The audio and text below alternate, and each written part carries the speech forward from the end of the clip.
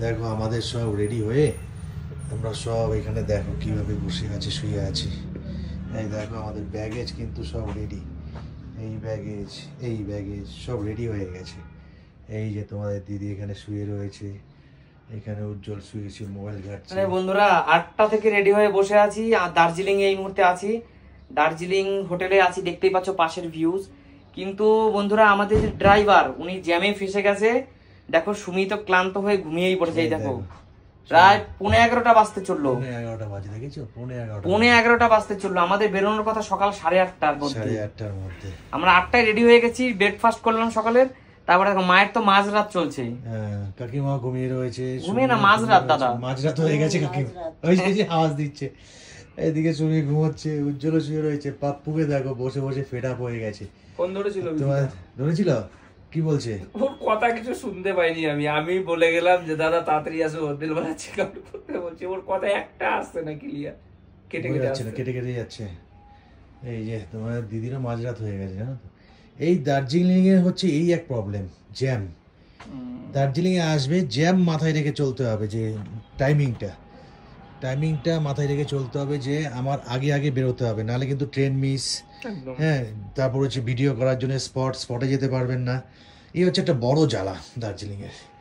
কখন থেকে আমরা বসে আছি, আমরা মোটামুটি 8টা 8:30টার মধ্যে রেডি হয়ে সব কমপ্লিট হয়ে বসে আছি, কিন্তু এখন 11:15 বাজে। হ্যাঁ বলো, সিনেমা দেখা হয়ে যেত। একটু চাপও হচ্ছে, টেনশনও বাড়ছে ধীরে ধীরে, কিন্তু কি হবে, কিছু করার নেই। আমরা ঠিক 8টা 8:30টার মধ্যে রেডি হতে পারিনি, ব্যাস আমরা ফেসে গেছি, কারণ গাড়ি জ্যামে ফেসে গেছে। তো বন্ধুরা এইটা খেয়াল রাখবে যে দার্জিলিং এ আসলে সময় নিয়ে রেডি হতে হবে। সকাল সকাল যতটা করবেন ততটা সকাল বেরিয়ে যাও, দার্জিলিং থেকে বেরোনোর হলে বা ঢোকার হলে নাকি। হ্যাঁ, ট্রেনের টাইম থাকলে, আমাদের যদিও ট্রেন 8টা 8:30টার দিকে পদাতিক এক্সপ্রেস টাইম আছে, তাহলেও আমরা চেয়েছিলাম অ্যাডভান্স যাবো, যে বিভিন্ন জায়গায় আমরা ভিডিও করবো, তাই তো? কিন্তু সেই জায়গাগুলো আমাদের এক এক করে যত টাইম যাচ্ছে তত আমাদের স্কিপ করতে হচ্ছে। আমরা 4টে স্পট আমাদের ঘোরানোর কথা ছিল, অলরেডি 2টো স্কিপ করা হয়ে গেছে, 2টো আছে। এখন দেখি গাড়ি কখন আসে তার উপর ডিপেন্ড করছে। গাড়ি যদি আরো দেরি হয় তাহলে ধীরে ধীরে সবই স্কিপ হয়ে যাবে। এবার আমরা গাড়ি আসবে, গাড়ি আসার পর আমরা যে বেরোবো ওই রাস্তা থেকেই আবার জ্যাম হবে। মানে কলকাতার জ্যাম কি এখানের যে জ্যামটা মারাত্মক, মানে চিন্তা করা যায় না। কলকাতা যেরকম জ্যাম তার থেকেও বেশি এখানের জ্যাম। দার্জিলিং হচ্ছে কনজাস্টেড এরিয়া। দেখো উজ্জ্বলও ফেড আপ হয়ে গেছে, শুয়ে আর পারছে না গো। সত্যি খারাপ লাগে, রেডি হয়ে যায়। দেখো মেয়েটা শুয়ে ঘুমিয়েই পড়লো, আর পারছে না। দেখো সব কেমন ক্লান্ত, ফেড আপ হয়ে গেছে গো। আর তোমার দিদি মনে হচ্ছে এবার আজকে এখানে থেকে গেলেই হবে। আর হোটেলের অলরেডি লোক এসে বলছে দাদা চেক আউটের টাইম হয়ে গেছে। এই হচ্ছে সিচুয়েশন। হ্যাঁ, মানে দার্জিলিং এ এসে আমরা একটু অসুবিধায় পড়ে গেলাম, তাই না? তার থেকে সত্যি কথা বলতে দার্জিলিংয়ে যারা এসছেন, দার্জিলিং ভালো লাগে, কিন্তু দার্জিলিং থেকে অফবিটগুলো বেটার, অনেক শান্তি, সবকিছু রাস্তাঘাট দিয়ে বেরিয়ে যাওয়া যায় তাড়াতাড়ি। সবথেকে মেইন প্রবলেম যেটা হচ্ছে জ্যাম, রাস্তার কারণে। এটা যদি ক্লিয়ার থাকতো তাহলে আবার কোনো টেনশন, কোনো অসুবিধা ছিল না।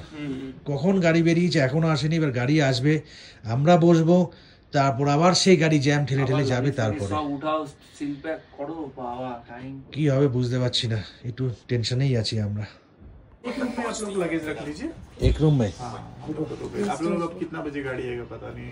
यही तो सुबह गाड़ी निकल गया था जैम में। आपका वो जो मोनेस्ट्री था, मोनेस्ट्री क्रॉस करके आ गया, लेकिन अभी भी सीजन में एक रूम में आप लोग बैठ जाइए। अब ये लोग यहाँ पर सीजन में इतना जैम होता है ना,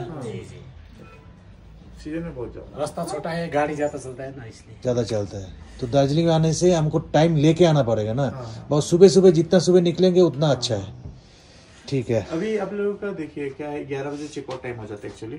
फिर आप लोगों को दिक्कत होगा, तो हम चाह रहे हैं एक रूम में आप लोग रह जाइए, उसमें हम लोग तब इसमें गेस्ट आएगा थोड़ा देर में।